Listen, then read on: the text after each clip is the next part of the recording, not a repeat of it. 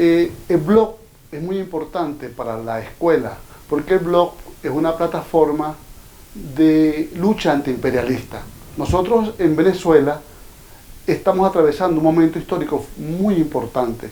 Estamos viviendo el asedio del más poderoso imperio del mundo, que es los Estados Unidos. Ahora, ¿qué es lo que trato de hacer yo en el blog? Yo soy especialista en Bolívar como luchador antiimperialista.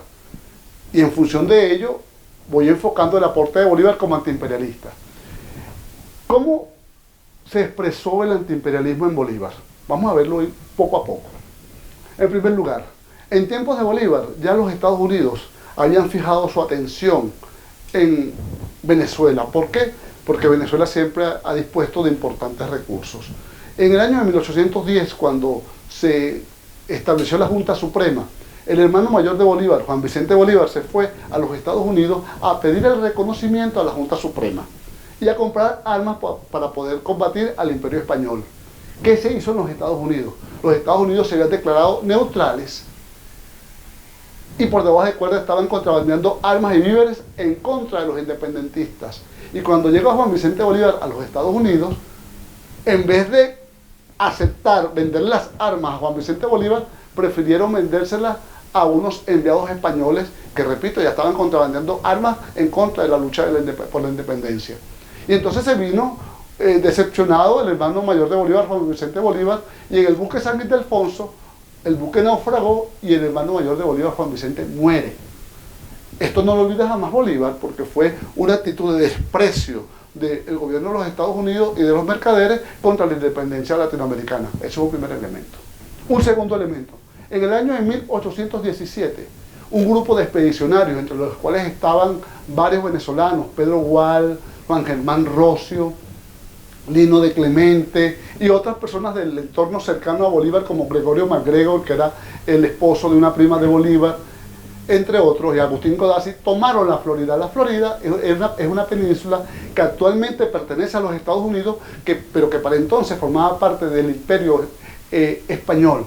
Desde esa provincia a los españoles se les hacía muy fácil contrabandear armas que venían de los Estados Unidos, que está más cerca de América Latina que España. Contrabandeaban armas de los Estados Unidos y traían las armas para Cuba, Puerto Rico y toda la zona del Caribe, sobre todo tierra firme venezolana. Entonces Bolívar, ante el hecho de que desde allí se estaba contrabandeando armas, decidió tomar la Florida. Y en junio de 1817, esta expedición toma la Florida, que era, repito, una posesión española, y la Florida pasa a estar en manos de los expedicionarios patriotas. ¿Qué hicieron? Una constitución, una bandera, acuñaron monedas, pero entonces el gobierno de los Estados Unidos, como reacción, declaró que esta era una república de piratas. Lo declaró bandoleros a los que habían tomado el poder, y envía a un señor llamado Andrew Jackson, y este señor invade la Florida y nos quita la Florida. Este fue un segundo hecho de injerencia en los Estados Unidos. Un tercer hecho de injerencia en los Estados Unidos se da en el año de 1818. En 1818 los Estados Unidos envía a Venezuela su primer embajador. El embajador se llamaba Juan Bautista Irvine. Y cuando llegó a Venezuela vino con un propósito fundamental: que le devolvieran dos fragatas, la Tigre y la Libertad, que eran dos fragatas que estaban contrabandeando armas y víveres a favor de los realistas en aguas del Orinoco. Como Bolívar había declarado el sitio y el bloqueo del Orinoco, estas dos naves habían sido confiscadas en el año 1817 y él vino a Venezuela a exigirle a Bolívar que le devolvieran sus naves. Bolívar entra en una disputa con el señor y le dice que estas naves, que son la Tigre y la Libertad, habían sido confiscadas porque estaban violando el decreto de neutralidad, y se negó a devolverle las naves. Se dieron una serie un combate epistolar entre Bolívar e Irving. Irving recomienda al gobierno de los Estados Unidos, comillas, acabar con la dictadura de Bolívar, derrocar al dictador Bolívar. Luego, Bolívar se va a hacer algo muy importante: no le entrega las armas y se va a ejecutar un hecho muy importante en la historia de Venezuela, que estamos cumpliendo 200 años de ese hecho, que fue la expedición, la campaña liberadora de la Nueva Granada en Colombia. Esa campaña liberadora de la Nueva Granada, hoy Colombia, fue ejecutada fundamentalmente por venezolanos. Lo que es actualmente la República de Colombia debe su libertad a un ejército dirigido por Simón Bolívar. Ahí estuvo Simón Bolívar, estuvo Sublet, estuvo Anzoátegui, cientos de llaneros y de llaneras que subieron el páramo de Pisba, llevaron a cabo la campaña Pantano de Vargas, llevaron a cabo la campaña de Boyacá y le dieron en el año 1819 la libertad a Colombia. Eso es un hecho muy importante. Cuando Bolívar volvió a Venezuela, se encontró con que Francisco Antonio Sáenz, que era un neogranadino, actualmente los neogranadinos son los colombianos, le había entregado las naves que Bolívar se había negado a entregar a un personaje del cual se habla poco en la historia de Venezuela, que se llama Oliver Hazard Perry. ¿Y quién era Oliver Hazard Perry? Oliver Hazard Perry era un enviado de los Estados Unidos que vino con dos buques, uno llamado el John Adams y otro llamado el Nachos.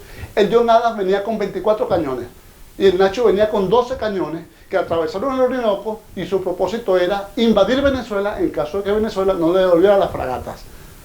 Finalmente, bueno, Antonio Sea le devolvió las fragatas, y Oliver Hazard Perry, cuando se va victorioso a los Estados Unidos, va camino hacia Trinidad, y entonces en el camino, cuando aún no ha salido de Venezuela, pasa por el Golfo de Paria, y buena parte de sus soldados, de sus marinos que venían a invadirnos, que venían a acabar con Venezuela, se enferman y se mueren, entre ellos Oliver Hazard Perry, con lo cual se demuestra que el que se mete con Venezuela se seca. Este tipo de cosas es importante que ustedes las conozcan.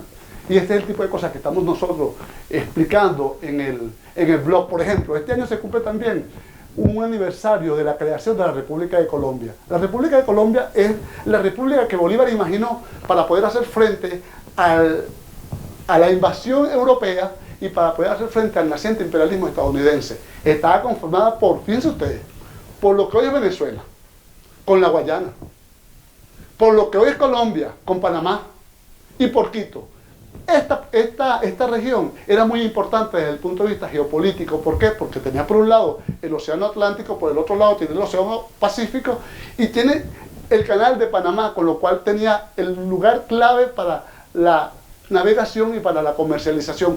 Eso es lo que crea Bolívar, un gran territorio con grandes riquezas materiales, con ríos que nos pueden comunicar para poder hacer frente a lo que se nos venía. Y entonces en el año 1830, 11 años después, por una conflagración que hubo entre Gran Bretaña y los Estados Unidos, es disuelta la República de Colombia, que fue otro acto de injerencia de los Estados Unidos y de Gran Bretaña contra Venezuela. De modo tal que lo que hacemos en el blog es clarificarle a los jóvenes, a los investigadores, a los estudiosos en Venezuela, al pueblo venezolano, cómo ha sido la injerencia de los Estados Unidos contra los intereses de Venezuela a lo largo de la historia. Este es el trabajo nuestro, es un trabajo muy importante porque la historia hasta ahora ha invisibilizado estos hechos, y lo que nosotros queremos es que el pueblo venezolano sepa que esta agresión actual contra el pueblo venezolano, contra la nación venezolana, donde nos bloquean nuestras cuentas en el exterior, hasta el extremo de que Gran Bretaña nos ha quitado, el Banco de Londres nos ha quitado, el Banco de Londres nos ha quitado una cantidad enorme de lingotes de oro. Se han apoderado de nuestro oro, nos bloquean nuestras cuentas, nos impiden hacer transacciones comerciales. Entonces en el blog nuestro de la Escuela Venezolana de Planificación, lo que hacemos es decir la historia con los datos, con los argumentos, para que el pueblo venezolano tenga más herramientas para esta trinchera de ideas que significa el combate contra un imperio poderoso que, entre otras cosas, nos miente.